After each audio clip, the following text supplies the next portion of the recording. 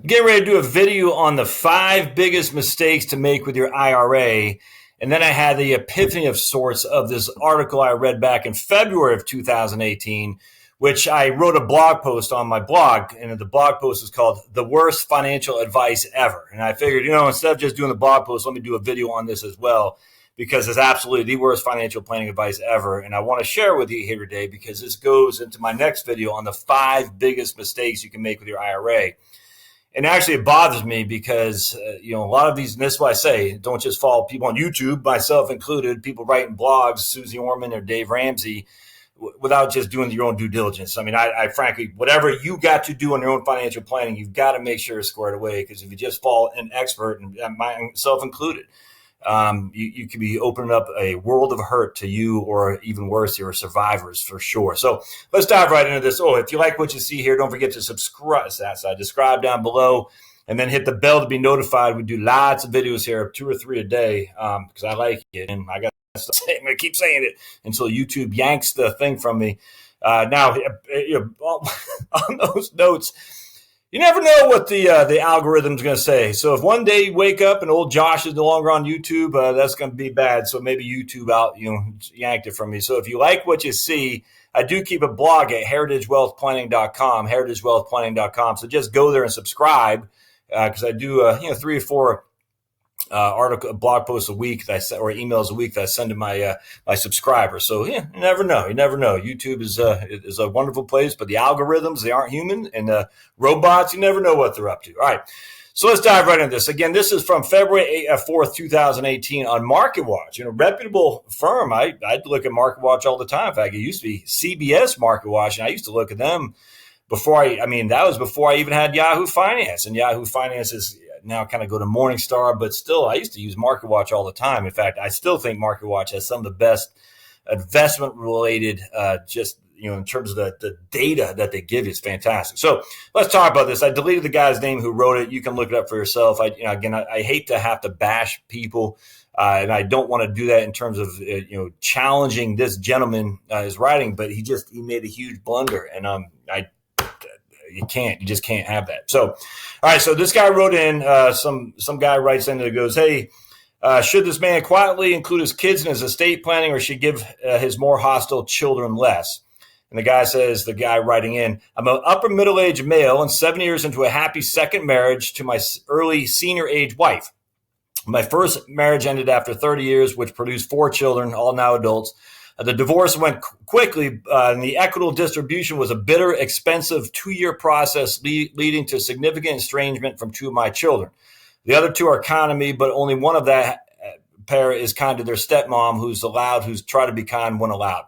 My will leaves my retirement savings, work pension, and any other savings and property to my second wife. She's not in the best of health and would not do well on her current Social Security award. At the time I made my will, there are significant reasons to disinherit my children by default. 3 were quite hostile to me, and the 4th had difficulties with managing her mom's manipulations and greedy demands on her. I'm reconsidering this stance. I'm feeling some sense of recognizing in a final estate. This could be best occurred by designating as beneficiaries on one of my life insurance policies. It would also be a discreet method that would avoid probate and keep some hostile adult kids from their scorned stepmother. However, I don't want to sneak behind my wife's back to do so. I also don't like the discord my marriage this could bring. But there's no way I've found to square this circle, apart from just waiting. I find it ghoulish to mentally calculate on my wife's passing as necessary to bequeath without noise. I also need to admit most of my adult kids continue to be estranged and nasty, despite my reaching out. This leads to another question. If I bequeath, do I do so evenly, proportionally, recognizing those who maintain a relationship? All right, so this guy writes, the moneyist writes back, this is the second time this week that I've received a letter from someone who wants to leave something behind for the children. Actually, let me back up. So in a reading, when I just read that to you, the question from the perplexed, and I read it kind of fast, but just go back in there if you get a chance and see if anything jumped out at you. Anything jump out at you about what he said. So if you need to rewind the video or whatever, or just look at you can read the article, and I'll put a link to it. Because something significant jumps out, and it's horrific that this guy doesn't recognize it. And so let's just go into it. So I'm sorry you've fallen out with your children, or at least they have fallen out with you. And I take my hat off to you for wanting to leave them something. Always remember, there's always two sides to every story. Just got to add that. That's a good instinct. At some point in their lives, they'll remember the good times even for a moment. This will be a testament to the fact that despite everything that went down, you're still their dad. In that spirit, follow your gut, include them in some way, and do so equitably. As your wife, even if you do this quietly, it would always prey on your conscience. And if you predeceased her, she'd find out after you've gone. That may leave her with many unanswered questions. That defeats the purpose of what is doing a good deed in this instance. Include her in the conversation, blah, blah, blah. Okay, so that might seem very nonchalant. No big deal there, right? I mean, he's just talking about what he needs to do for his wife and kids and his estranged kids and whatnot. No, there's a huge deal. Watch this. All right, so I'm right here. My will leaves my retirement savings, work pension, and additional savings of property to my second wife. My will leaves my retirement savings, work pension, and additional savings and property to my second wife. Anything jump out at you there? How does the retirement savings and pensions get transferred? Via will or via beneficiary designations? If you get transferred via will, that means you left your retirement savings and pension to your estate. And that is one of the 5 biggest mistakes I'm going to talk about here in my next video. Can't do that. I mean, you can, but it'd be silly. So in this case, the guy, even though he knows what a beneficiary designation is, because he says he has beneficiary designations on his life insurance right here, designated as beneficiaries to one of my life insurance policies. So he even says it explicitly, but he's saying he's leaving his will is going to take his retirement savings and work pension. So either a couple of things are going on here. One is he hasn't updated his beneficiary designations or made the estate his beneficiary, which is insane. I'll show you why in just a second. Or 2, he has old beneficiary designations, which he hasn't updated, might be his first wife, by the way. And again, in my next video, I'm going to give you an example of how bad that can be. Either way, your will doesn't transfer your retirement savings and work pension. And by the way, what do you think is the biggest asset most people have in the United States? It is a retirement savings. So the fact that this guy is stating explicitly, my will leaves my retirement savings and my pension. Now, your will does transfer other savings and property to my second wife, unless it's in a living trust. So I'm presuming it's not, or else he would have said that, I guess. But in this case, he's saying my will leaves this stuff. What happens when your will receives your IRA? Well, let's go to my blog post and I'll show you. Here, we're going to talk about explicitly, if I can get it right here from IRAhelp.com. IRA help. This is what happens when you leave your IRA to your will, or i.e. your estate. And so what happens is I don't name a beneficiary designation. Instead, I'm naming it as my estate. And what that means is it means it has to be probated. When death occurs before April 1st of the first year after the account order turns 70 and a half, this is called required beginning date. The IRA must be paid out at the end of the 5th year of death. 5-year rule. You leave your IRA to your estate, it must be paid out within 5 years of your date of death.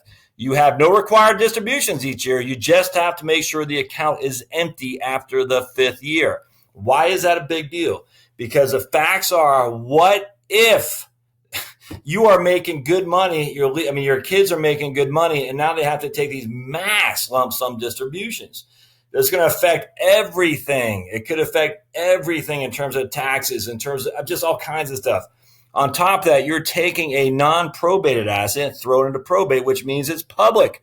Don't forget, all probate is a public proving of your will. So now you want to keep it quiet. Well, the way you keep it quiet is you want to name your kids as the beneficiary of your wife. You certainly don't want to put it through probate. Now, on top of that, what if the wife gets this now? And this is what I talk about in my article. What if the wife gets it, the second wife, and you left it to your will as opposed to beneficiary designations, and she can't stretch it over her life expectancy? In this case, it's probably not a big deal because he's already saying that she's not in great shape. Well, guess what happens, my friends? She's going to have a huge increase in Medicare premiums, huge increases in Social Security taxes, and I talk about it in my book, huge increases in all this stuff on top of income taxes as well. I mean, it's just, if you have to take a distribution within 5 years, that completely takes your ability to stretch it out over your life expectancy. And then for this case, let's say the kid, I always use a radiologist. Let's say it's a woman radiologist. You say, I'm going to give it to her, and now she has to inherit this and take it out within 5 years. Say it's $500,000, and each kid gets $125,000. And they take a lump sum distribution. They take it out over 5, whatever it is. I don't care. And all of a sudden, she's making $400,000 or $500,000, and she has to add this to the pie. She's going to lose 35% right off the top. She's also going to lose whatever the state, if she's in Massachusetts, what's that, like 10%, something like that? I mean, she's going to lose a half of the money to taxes. Now, if you would have given it to her via beneficiary designation, again, I talked about it in the book. If you gave it to her by beneficiary designation, A, it's not probated, so there's no probate issue. It's simple. Just she calls the custodian, Vanguard, we'll say in this case, or TI Craft, and says, hey, this is me. My dad's dead. I got a copy of the death certificate, and here's my driver's license. Send me the money. And all they do is they roll it out to an inherited IRA. An inherited IRA, you can stretch the distributions over your life expectancy. The idea that retirement accounts are transferred by will is just horrific. Is on all phases. You're taking a non-probated asset, making it probate. Again, probate is simply a public proving of the will. You're making a lump sum distribution within 5 years. You want to talk about a cat fight? Now you wait until the wife and the 4 kids, the daughters and sons, get down there and start arguing about dad's will, because again, a will is a public proving of your a probate is a public proving of your will. So now you're talking about they're going to fight over dad's will. Like, well, I'm the wife. I should get just And the idea he didn't talk about that. And secondly, I'll throw this in there too. He's worried about predeceasing his wife. Well, guess what? If he predeceases her, she loses her Social Security and she gains his. I mean, that's just how it works. So if he was making $25,000 a year in Social Security and she's only making $10,000 a year in Social Security, when he dies, she loses her 10 but gains his. That's an extra $1,000 a month. Yeah, well, actually more than that. It's $15,000 a year. That's an extra, I don't know, $11.50 a month or something like that. It's just bad. And I get the guy only has so much time to talk about things, but the thing to bring up, my will leaves my retirement savings, work pension, and end their savings to my second wife. I just sit there, I cringe. I say, dude, that should have jumped out at you as horrible. You should have said, no. Don't transfer things via will because you're, I've all rehashed. I don't need to rehash all that. Don't do that. Don't transfer things via will. So anyway, bad piece of writing. I'll share with you the link to my article on this. Worst financial advice ever, and where unbiased equals bad advice. Anyway, I'll just share. I'll put that in the show notes. By all means, click on it. I'll link to. I don't know if I can do it right here, but I'll put the other video I'm getting ready to do on the 5 biggest mistakes you can do with your IRA. I'll do that next. So definitely watch that here next time. You'll see I'll talk even deeper about this for sure. All right. Hey, thanks for coming. If you like what you see, subscribe. You share the videos with folks. The more you share it, and the more you thumbs up, and the more you comment, the more the algorithms will recognize that people like this stuff. So if you would share it, I'd much appreciate that for sure. And then go to Heritage Wealth Planning to see this article that I'll share with you here. I'll put in the show notes. Hey, we'll see you next time. Thanks, guys.